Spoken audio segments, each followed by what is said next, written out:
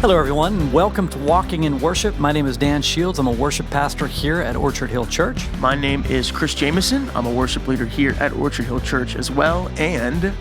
My name is David Bowens, and I am also a worship leader here at Orchard Hill Church. And this Walking in Worship podcast is designed just to help all of us grow in our faith and understanding of what worship really is.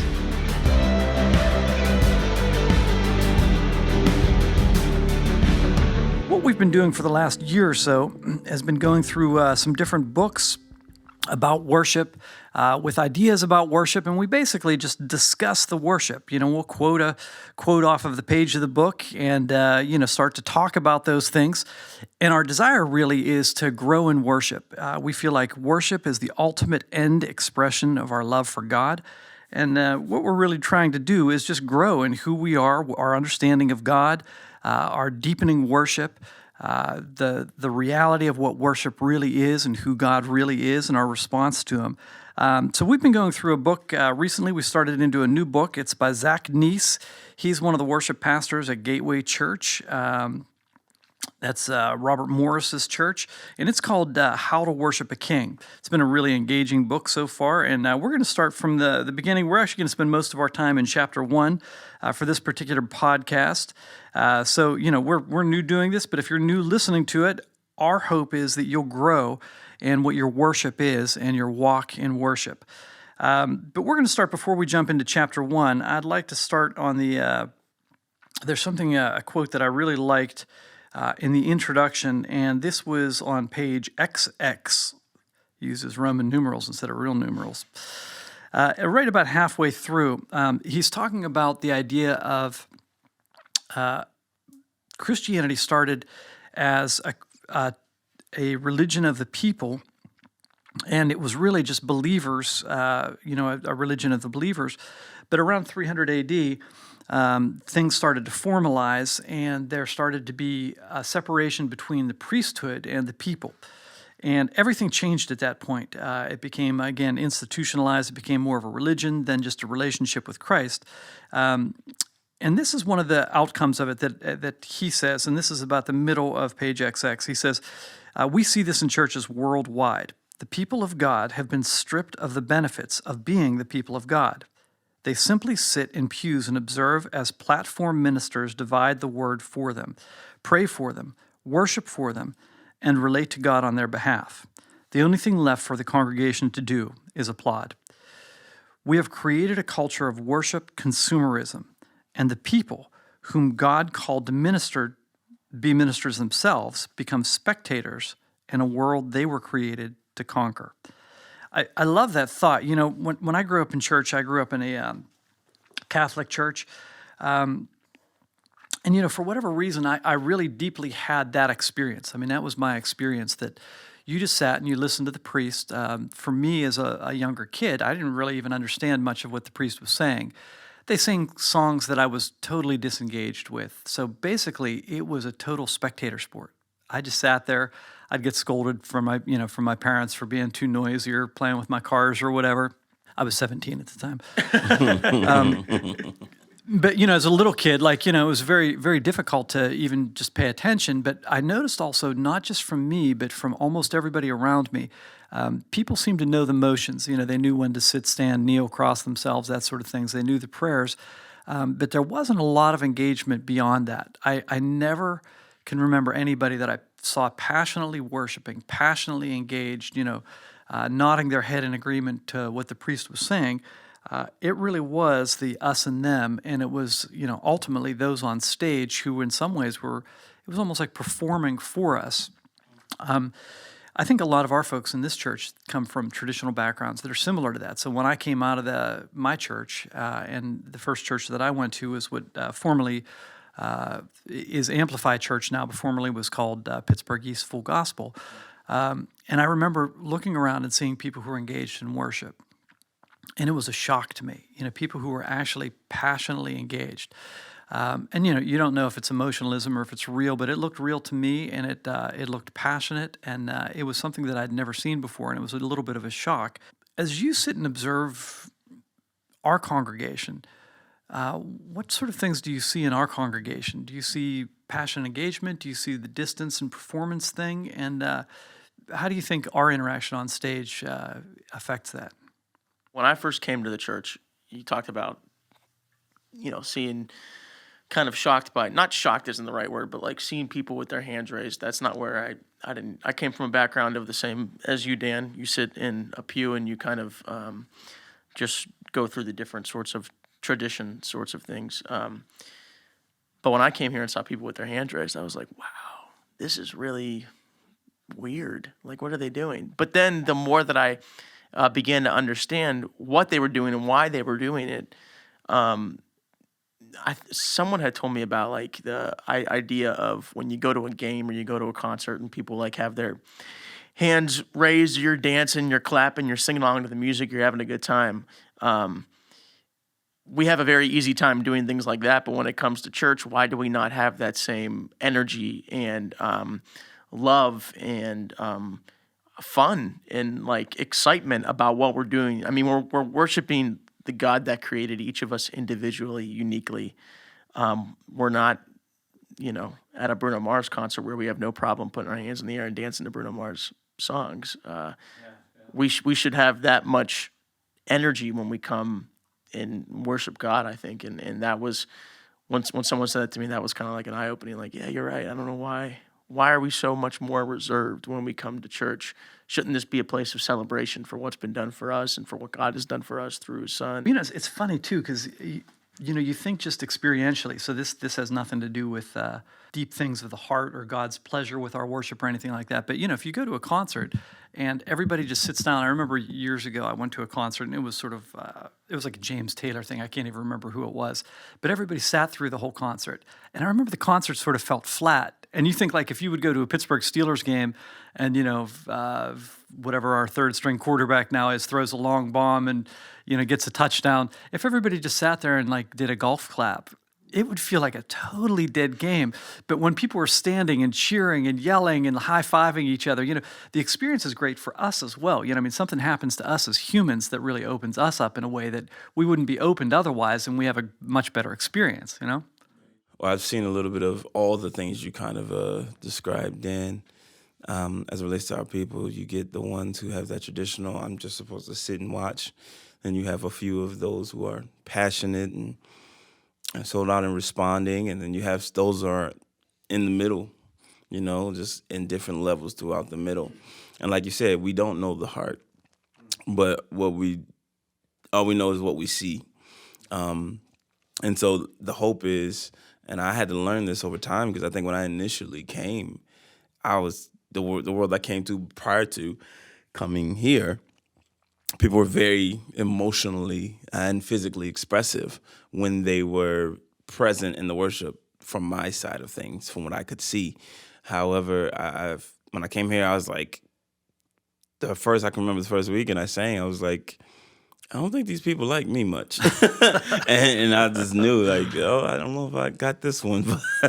But Yeah, and then when I walked out, right? They actually and then to my loved you. surprise, I walked out and ran Yes. into a lady on the stairs, and she was incredibly encouraging, and she said some wonderful and kind and very affirming things to me as related to her worship experience, which I could not see because I was just assessing the outside expression, and so it meant a lot to me. And then when the service was over, it was just overwhelming, how the people felt about it. But at the same time, I still believe that God wants us to know that we can express all of ourselves. And I think we hide a part of ourselves when we do that. Because to Chris's point, when you go to games, when you go to rock concerts, when you go to any popular music concert, you're singing, yelling, jumping, dancing, waving hands with no inhibition and no thought of it. Yet when we come before God, we feel like we have to keep that part of ourselves to ourselves, and we have to present this perfect looking thing.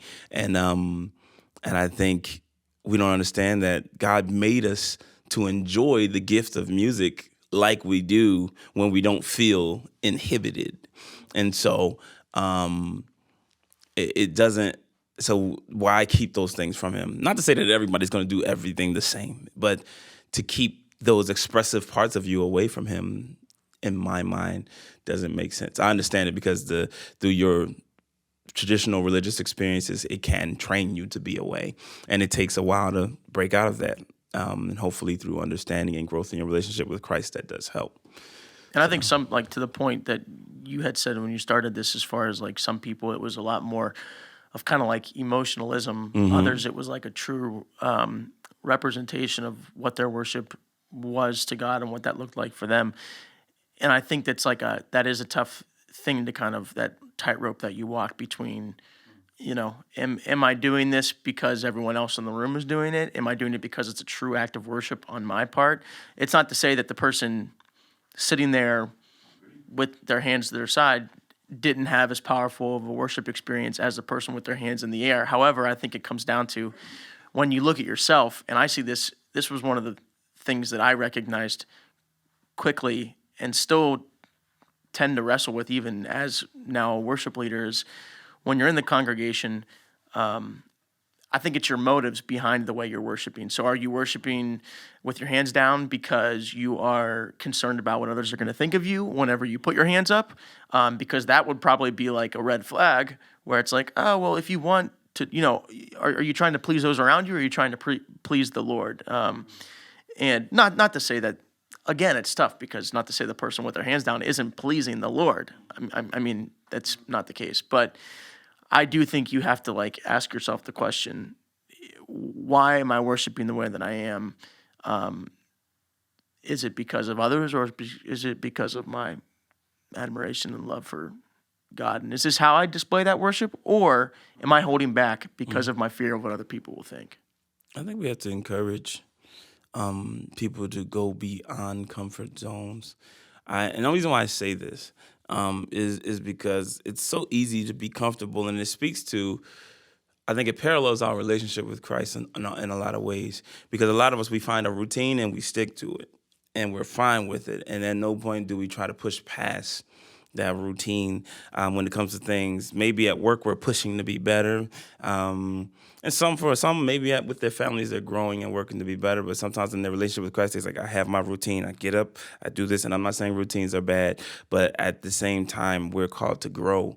And one thing I always know is, if I'm not going after God, if I'm not growing, then I'm falling. There's no place where you just stop and you pause and you're sitting in this one spot. So in my mind, I'm always like, well, if I'm growing closer to the Lord, then not outward physical expression, but my expression of worship should be more meaningful in some very real, intangible way. I always talk to people, it speaks to me of faith, and what do you actually believe, and how do you actually feel? Because those are the things that you actually respond to.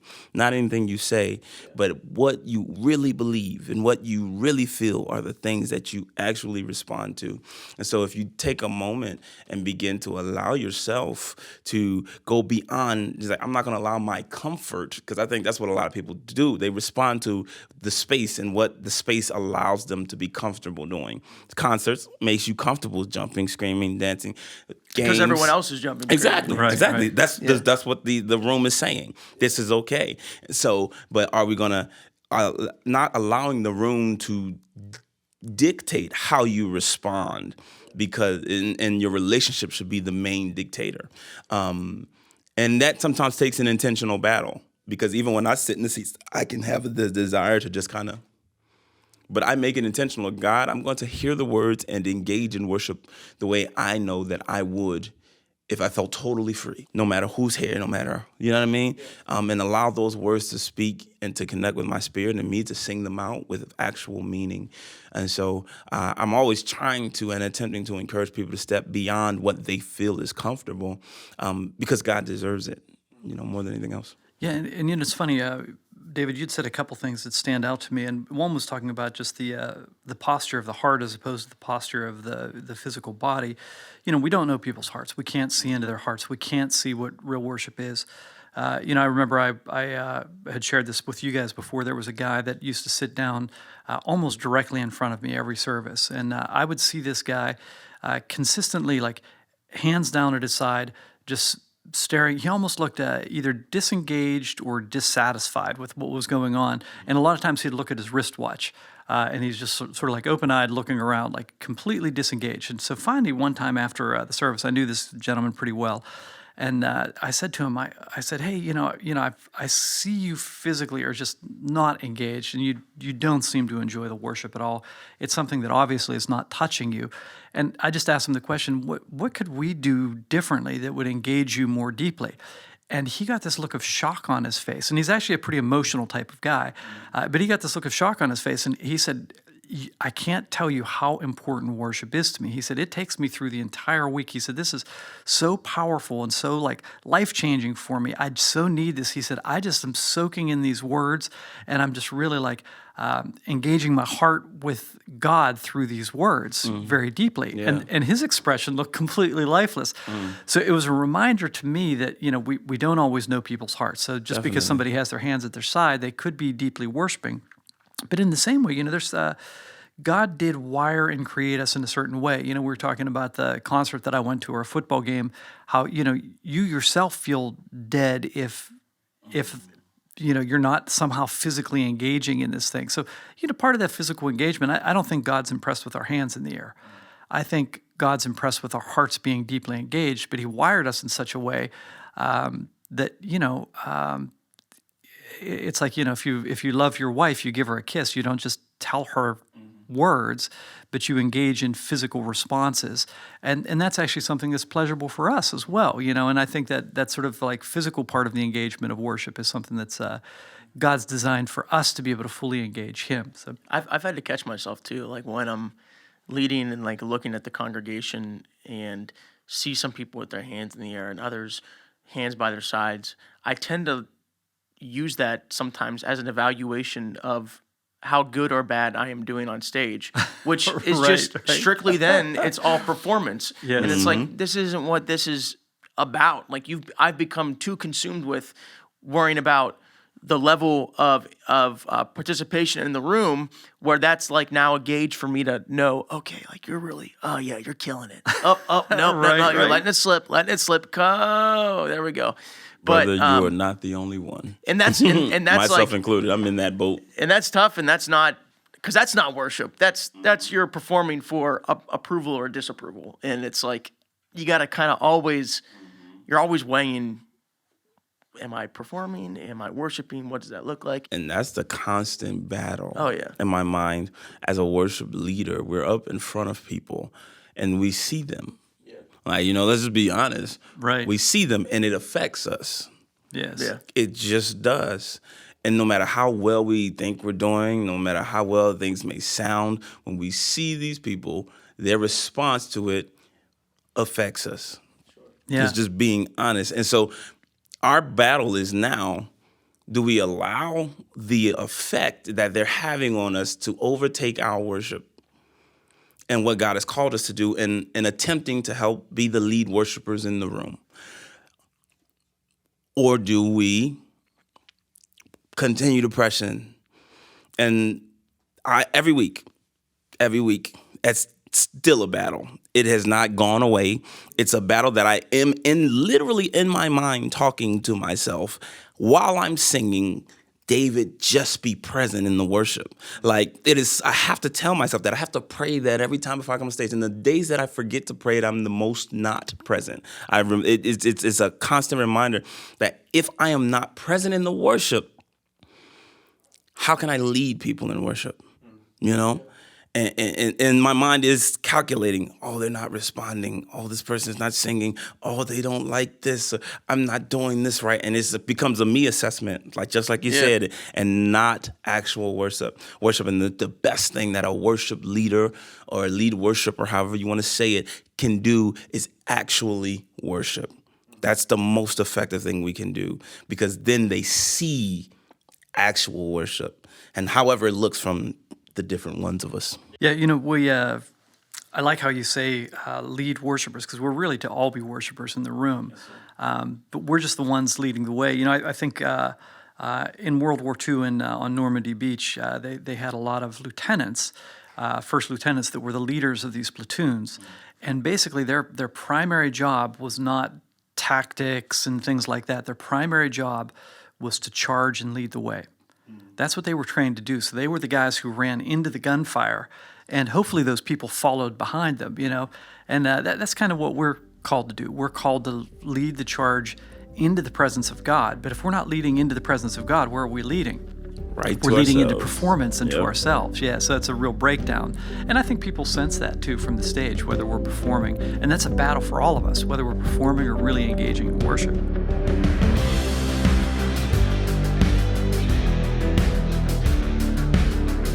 Hey, it's Chris. Thanks so much for listening to episode 1 of Walking in Worship. Join us next time as we continue our conversation on chapter 1 of Zachary Neese's book, How to Worship a King, and continue to walk with us towards a deeper understanding of what worship truly is.